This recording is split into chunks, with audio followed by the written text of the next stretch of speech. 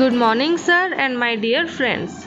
I am Subhasripati, and today we all have gathered here to celebrate, to participate, and to promote this special day which is known as World Environment Day.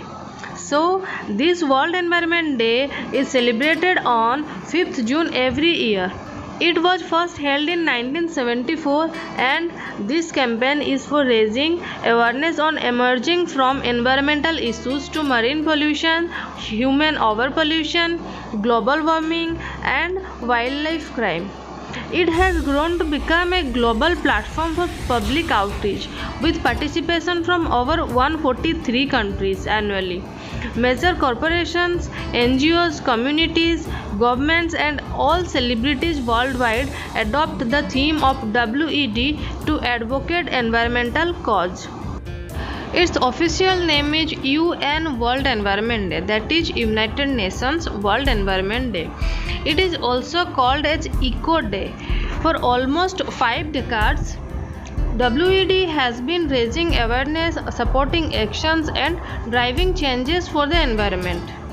The theme for 2020 is Celebrate Biodiversity and will be hosted in Colombia in partnership with Germany.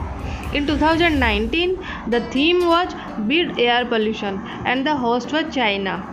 In 2018, the theme was Beat Plastic Pollution and the host nation was India. By choosing this theme, it was hoped that people may change their everyday lives to reduce the heavy burden of plastic pollution. Now, let me talk about what I think about this day.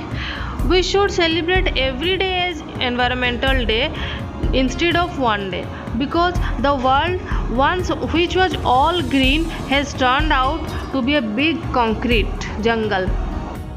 All the fresh water resources have turned out to be lake of industrial waste, sewage tank, and in recent years, water bodies have become the dumping yards of plastic and other waste.